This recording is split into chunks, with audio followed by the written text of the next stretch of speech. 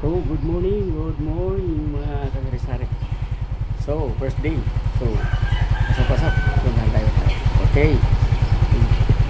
Aray, God bless.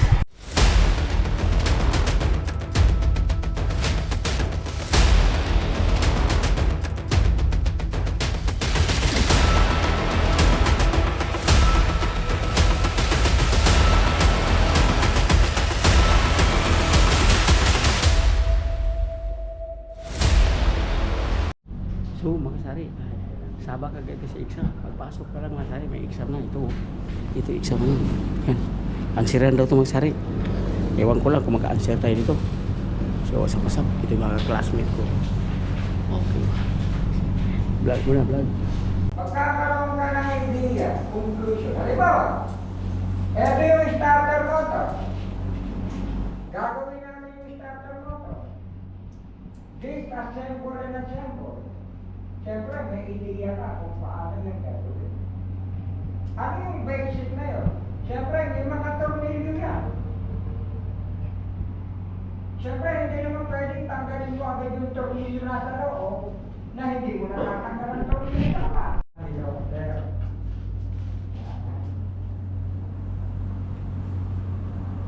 At ito po ay sa inyo dahil ito ilalagay nyo ng pangalan. Yung class card at examination booklet, sir, ito yung gagamitin natin sa last day. Okay? Eh ako na nga po ang nagpipilang niya kasi lagi po, at sa lahat po ng activities natin, sir, ha? Lagi po ang mauna ay ipilido bago ang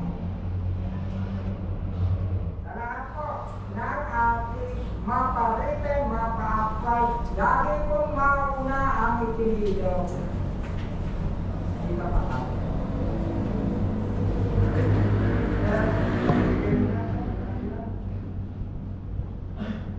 Wala namang pangalan eh. Kaya, mag-select personal yung gagamitin. Bago tayo lumako sa ating lecture. By the way, meron bang tanong? Bago tayo magsimula.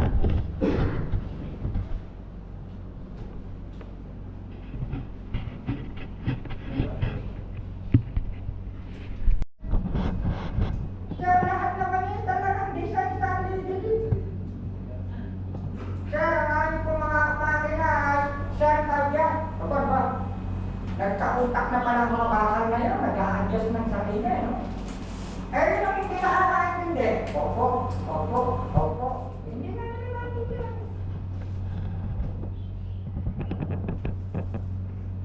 At sa ating pag-aaral mga sir, even mga tools. Sir, hindi tayo gagawin ng tools ng salitang kanto o siyang abutan mo ako ng yabi tubo, yabi katala, gato, walang word na ganyan. Even mga yung dog class, my club master, ay nanganak na. Nagkaroon ng baby master. Even transmission, pumalang daw yung bangka-bangkaan, ay dinali mo na sagwa, hindi ka bangka-palaro sa loob. Ang ating gagamitin term, international, hindi yung mga ganyang usapang kanto. Wala po yan ganyang word. At nakakaya tayo sa company kapag gumamit tayo ng ganyan mga word.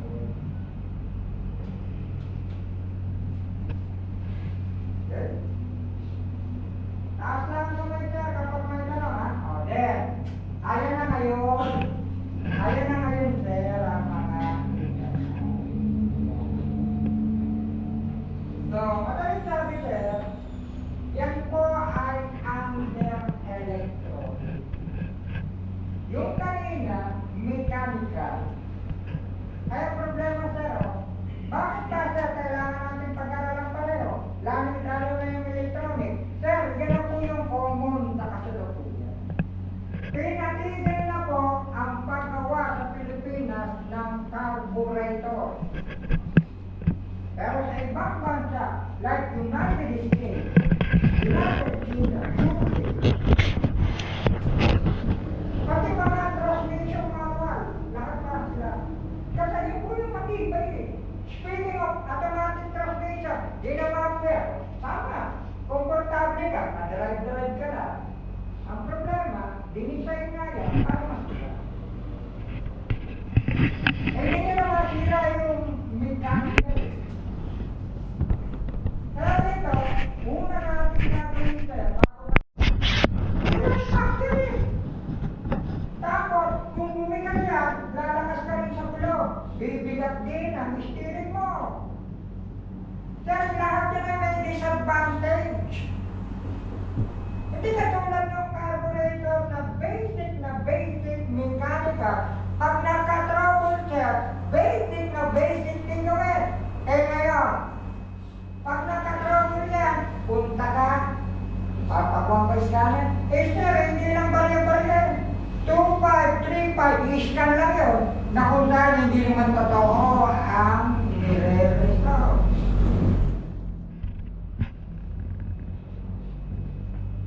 Although, may mga tumatama, sinasabi ko sa'yo, hindi po lahat. At kapag hindi yan mabasa, ano ang mangyayari dyan? Trial error. Naku, lalo na yung mga phone. Kana for Kaya ang phone nga, sabi ng bata ko, yung phone yan sa ginagawa ko. Kaka-scam pa lang, phone pa ito.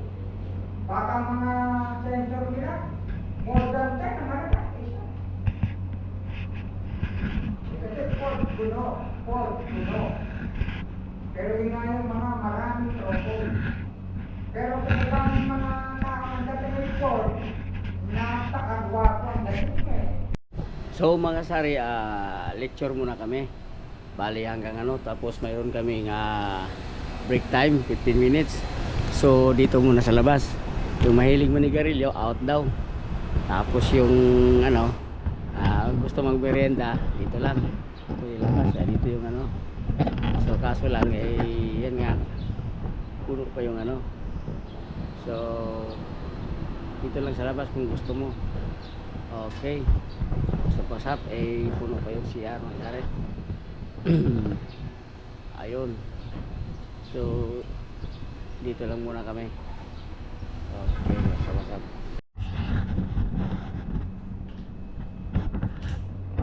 Tayo po, ay sinabi namin makapago instrument. Like for example, pag sinabing loose compress or blowback, yan ay general overload.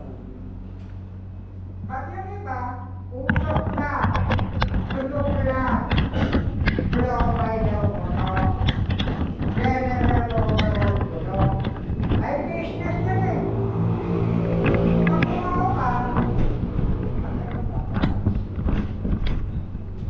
yung iba uso, dapat yung head, ganyan na kung may aahon sa langit, sa oil, po yung mga tensioner, ang starter, ayun po yung compressor sa airport.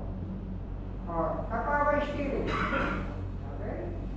So lahat po yan, pagkaganahin niya, mga tensioner, dapat tatlo ng tensioner, and then, ayan po yung alternator. Then, with belt, sa pagkaganahin lahat yan ang crankshaft. At ito yung exhaust manifold. Yan ang lakasan noong nasunog na air fuel unit. Now, ano ang mangyayari sa laro? Ayan po. Kaya yan ay slow motion camera, pero napakabilis niya. Ayan po yung nangyayari lang sa laro. Now, paano po magpo-continuous na bababa ang ating mga piston? Okay. Continuous nga po yan dahil sa pagsusunog. Okay. Ayan po yung ating mga valve na exhaust intake. Then, pati pagbubukas nga na, naka-timing yan mama, naka-design po yan, hindi yung pwede kabit na lang kung saan po gusto ikabit. And then, may papasok na air fuel. Pag pumasok siya, i-compress, susunogin. Ayan. So, bawat piston, yun ang trabaho niya. Kung isang piston, kung dalawa, tatlo, apat. Kaya sabi ko, the more na dumami ang piston, the more na ikaw ay lumakas susugin. The more na lumakas ka rin sa gasolina. Okay? Kaya naman yan sa ako. May papasok, i-compress, isusunod. Kaya yung pwesto natin, habang umaandar, walang tigil ang baba at taas.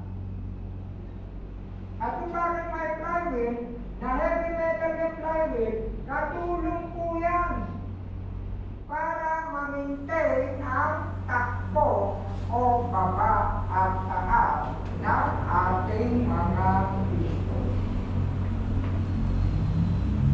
Okay? So basically, wala raw ulit ito. Pero hindi po ang spark plug ang nagsusunog. Ang spark plug insulator po yan, dinadaanan lang ng kuryente ng ating ignition oil. Sa diesel sir, wala pong spark plug ha. Wala rin pong 1,000 and 1,000 ang volt na katulad nitong ignition sa gas. Sir, ang sinasabi ko, gasoline only. Then, paano sir magpupay? Yan ang nasa loob ng contact point. Mas maintindihan natin yan kapag nag-actual na ako. Sir, ang yung secondary, at hamini raw yung board ng secondary board, sir, ayun pa mo, 22,000 volt ang napuproduce noong ignition board. Kaya nasabi ko sir kanina, pag naawanan niya, nagkamalita dyan, pati putol yung maitim, sunog. Why? Isa lang ang transformer na 1,000 and 1,000 na volt. Ayan nga yung pangyayari. Yung 22,000, yan po yung dadaan sa distributor. At yan po yung magdi-distribute sa ating mga spark plug according to the firing order. Kung kailan siya magpapawer, kailan siya mag-intake, kailan siya mag-compress. Ayan na. Ang yan po sir, wala po niya ng ating diesel. Kaya nakatapa na. Yun. Diretso yan sa ating mga spark plug. Okay. Panengkikot niya. Kaya po, makikita nyo, nag-finish lang. Basta natapa na. Ayaw po yan. Yan po ang ating spark plug ay insulator na may central electrode na may ground electrode. Ayan. Yan po ngayon ang magsusunog doon sa air fuel mixture na manggagaling sa carburetor kung i-apply manggagaling at sa diesel wala yan. Kaya, anumang dami ang pumasok na air fuel mixture, sir, walang problema sa pagsusunod. Because of 1,000 and 1,000. Una yan, composed of the class. At ang ating class ay dalawang klase. Ano ba muna ang purpose ng class? Ang class ko ay may responsibility para mag-change gear tayo. Kung sa first, second, third, and fourth. Sir, kahit kung ating main clutch yan, tagtag nga ng clutch eh. Ang tinanggalangan ko sa atin, yung parang clutch pedal at nakadrive ka na ba? Hindi ka tulad ng manual, first, second, third, fourth, automatic gear, and reverse. Ang pagkasiran, gastos.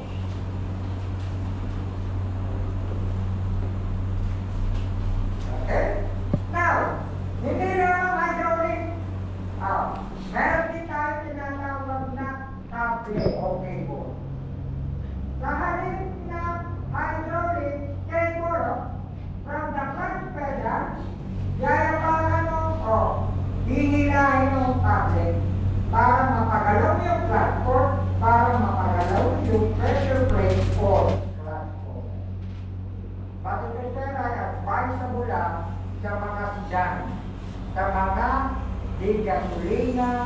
maliliit ang makina. Wala rin gumamit ng clutch sa mga diesel na kilo.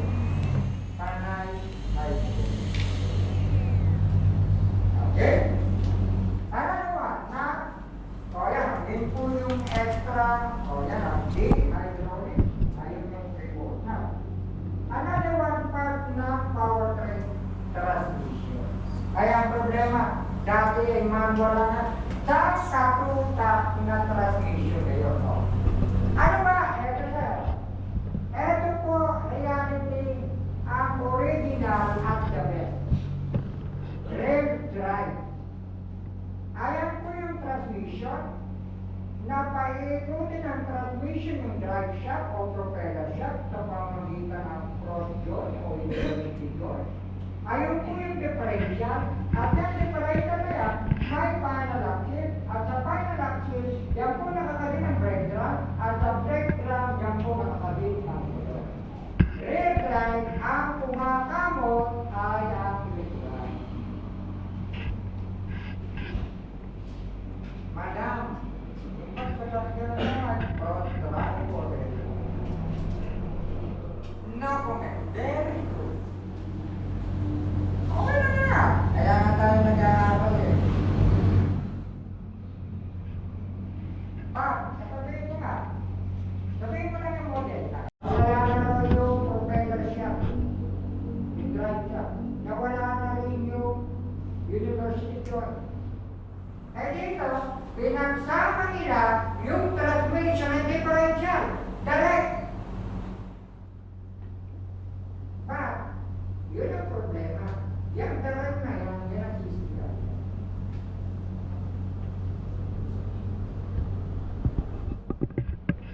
Yun lang yung pinagmamalaki nila, nagpapawa. Ay, di sabihin mo, yung problema yun, binawas na yun. Parang ganito lang, sir. So ba? Bumbo ka naman natin. Wala. Binenta mo yung isang kidney mo. Babawan na. O may special yun. Diba? Ganun din naman. Pag-kidney ka po. Sir, tinatanggap kasi ng gobyerno kaya nakawawa yung mga nabibiktima.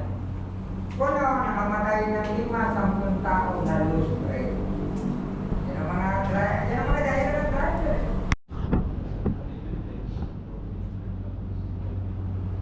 Yung power wheel, actually, dalawang ulang. Unang likuran, kumakasok. Four wheel, isa yun. Okay? But, sinasabi na natin ha, lahat na ay dumaan sa differential. Kaya, kapag umangat, yung isa, itong isang kakamat. Ganon din sa unahan. Now, ginawang four wheel, may differential sa likuran, may differential din sa unahan. At yun ang sinasabi kong never namang nagagamit mo yan eh. Yabang na lang at pang nagmet. So tapos ng first day. Ito paad kami sa JC. First day of classes. Okay, pila oh. Ayun. So see you tomorrow mga kaklase. Patap-patap. Oh.